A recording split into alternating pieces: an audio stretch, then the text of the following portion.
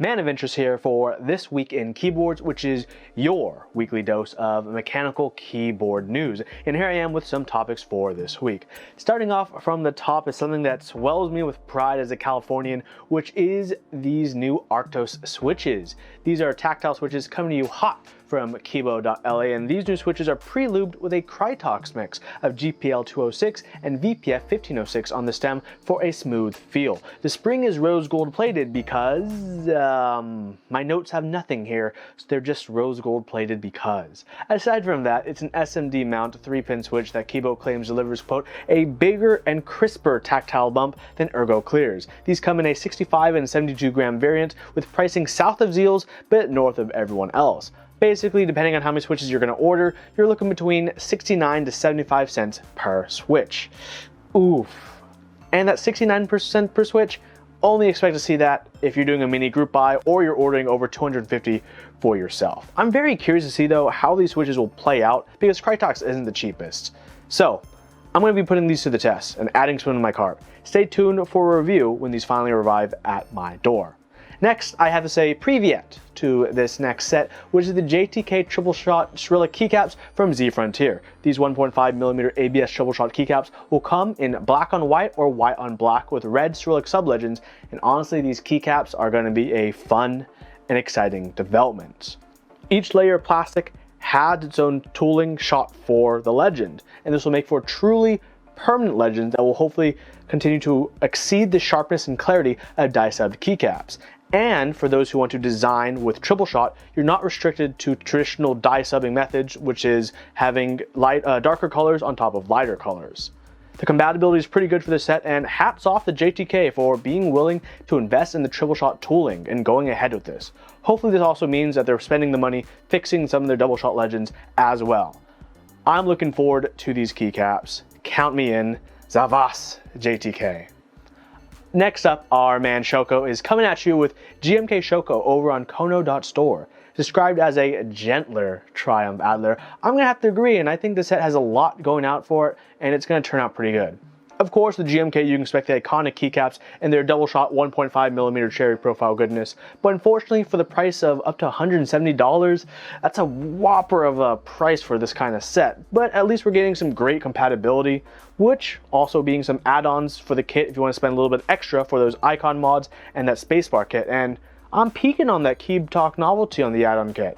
Why isn't it Row 11U though? Come on, my dude. Other than that, count me in. Moving on, we have quite the tease from my man Mike at Novelties hitting us with the image of a box switch.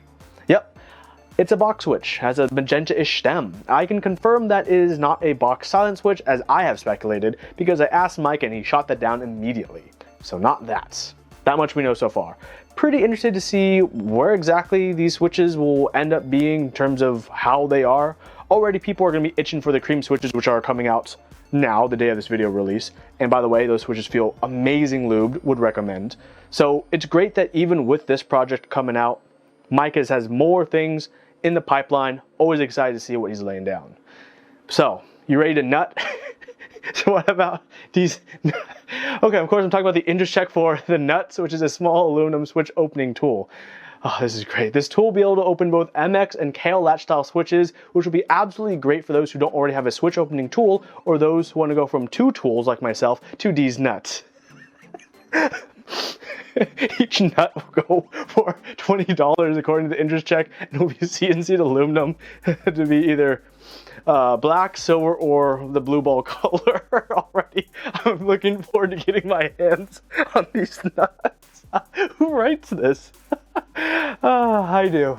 Next we have a board that is meant to be different, and nothing is more iconic than changing the kerning on the last word for emphasis. This Hammer 80% IC doesn't seem to have much going for it, aside from these prototype pictures and a picture of the top of the packaging. The highlights of this are the corners and sides of the bottom seem to be milled to be quite nice and smooth. A very interesting aesthetic that I actually kind of appreciate despite the top being very plain Jane, but not actually like a Jane.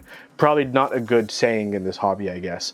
It'll be available in WinKey and WinKeyless as far as we can tell in at least dark gray, olive, and a blue color with red or cyan plates. There appears to be some kind of light pipe orb on the front, most likely used as a caps lock indicator if I had to take a random guess. Alternatively, maybe they're going the full RGs and Bs and that's an RGB orb. I don't know. This intro check doesn't have to go on. This is a news show though. Come on, give me some more news. Last but not least in our news is the Space 65 by Air Potter of Gray Studio. This Apple II and Voyager 1 inspired crossover of a keyboard. It features a carbon plate and only 5-degree typing angle. Interestingly, the LED side glow is only on the left side, which, come on, my right's gonna start feeling left out, huh? The boot mapper PCB that goes inside does confirm only 2 RGB light bars will be on the left side, so sorry right hand.